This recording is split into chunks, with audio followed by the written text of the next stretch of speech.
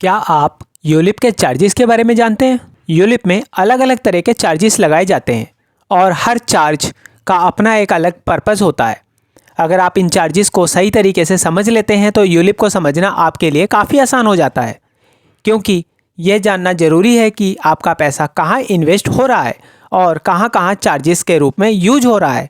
आज इस वीडियो में हम यूलिप चार्जेस को आसान, क्लियर और स्टेप बाय स्टेप तरीके से समझेंगे, ताकि आपको पूरी क्लियरिटी मिल सके कि यूलिप में कौन कौन से चार्जेस होते हैं और वे कैसे काम करते हैं। नमस्कार, अगर आप इंश्योरेंस और इन्वेस्टमेंट को आसान और प्रैक्टिकल तरीके से समझना चाहते हैं तो ये चैनल आपके लिए है। हम इस सीरीज़ में लाइफ इंश्योरेंस के सभी इंपॉर्टेंट कंसेप्ट्स को स्टेप बाय स्टेप समझ रहे हैं। पिछले वीडियो में हमने यूलिप का बेसिक कंसेप्ट समझा था और आज हम यूलिप के एक बहुत इंपॉर्टेंट पार्ट पर बात करेंगे, यूलिप चार्जेस।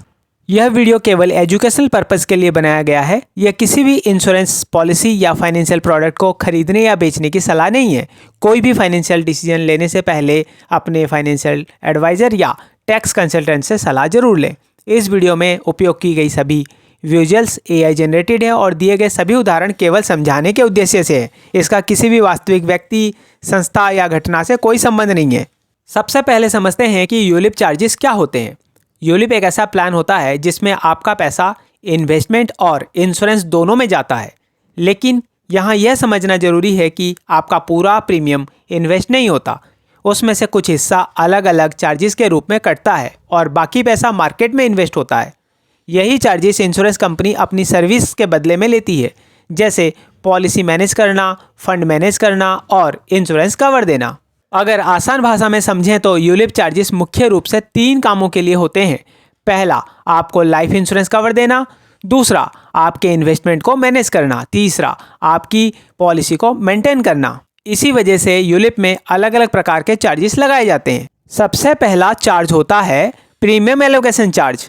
जब आप प्रीमियम जमा करते हैं तो उसका पूरा पैसा इन्वेस्ट नहीं होता। उदाहरण के लिए मान लीजिए आपने 1 लाख जमा किया, तो उसका कुछ हिस्सा चार्जेस के रूप में कट जाएगा और बाकी पैसा इन्वेस्ट होगा।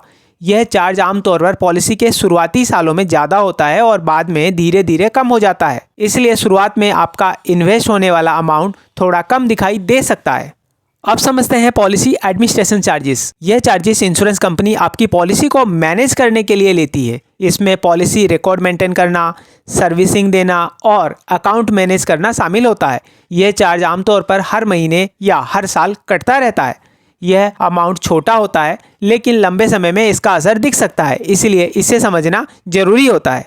अब बात करते हैं मोर्टेलिटी चार्जेस की। यह चार्जेस आपके लाइफ इंश्योरेंस कवर के लिए लिया जाता है। जब इंश्योरेंस पॉलिसी आपको लाइफ कवर देती है तो वह एक रिस्क लेती है। इसी रिस्क के बदले यह चार्ज लिया जाता है। उदाहरण के लिए, आपकी उम्र कम है तो यह चार्ज कम होगा और जैसे जैसे उम्र बढ़ती है यह चार्ज भी बढ़ता जाता है। इसीलिए चार्ज आपकी एज और सम एश्योर्ड पर डिपेंड करता है।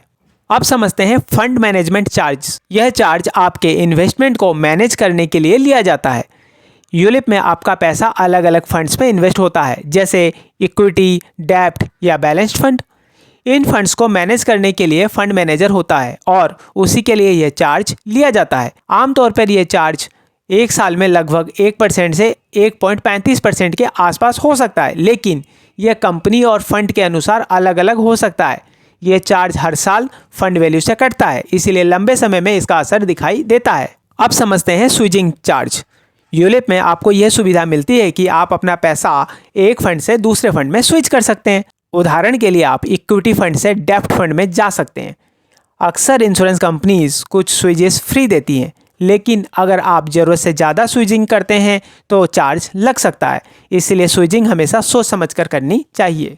अब एक बहुत इंपॉर्टेंट बात समझते हैं जिसे कई लोग नज़रअंदाज कर देते हैं। अगर आप यूलिप में प्रीमियम देना बंद कर देते हैं, यानी कुछ समय बाद आगे प्रीमियम नहीं भरते, तो पॉलिसी डिसकंटिन्यू हो सकती है। ऐसी स्थिति में आपका पैसा सीधे वापस नहीं मिलता, बल्कि डिसकंटिन्यूटी फंड में चला जाता है। वहां से कुछ चार्जेस काटे जा सकते हैं और आपका पैसा एक निश्चित समय तक होल्ड भी रह सकता है। इसी तरह अगर आप पॉलिसी को पूरी तरह सरेंडर करते हैं तो भी शुरुआती सालों में कुछ चार्जेस लग सकता है। इसलिए यूलिप को हमेशा लॉन्ग टर्म के लिए लेना चाहिए और बीच में बंद करने से बचना चाहिए। अब एक जरूरी बात समझते हैं। यूलिप में अलग अलग चार्जेस होते हैं और ये समय समय पर आपके फंड से कटते रहते हैं। इसका असर आपके फाइनल रिटर्न पर पड़ता है। इसलिए यूलिप लेते समय चार्जेस को समझना बहुत जरूरी होता है, ताकि आपको क्लियर आइडिया रहे कि आपका पैसा कैसे काम कर रहा है। आइए जल्दी से यूलिप चार्जेस को समझ लेते हैं। यूलिप में premium allocation charges, policy administration, mortality, fund management, switching और डिसकंटिन्यूएंस चार्ज होते हैं। हर चार्ज का अपना अलग पर्पस होता है और यह अलग अलग समय पर लगाया जाता है। उम्मीद है कि अब आपको यूलिप चार्जेस के बारे में क्लियर और सिंपल समझ मिल गई होगी। अब आप आसानी से समझ सकते हैं कि यूलिप में पैसा कहां और कैसे कटता है। अगर आपको यह वीडियो यूजफुल लगा हो तो वीडियो को लाइक करें और चैनल को सब्सक्राइब जरूर करें। और आपके मन में कोई सवाल है तो आप कमेंट में जरूर लिख सकते हैं।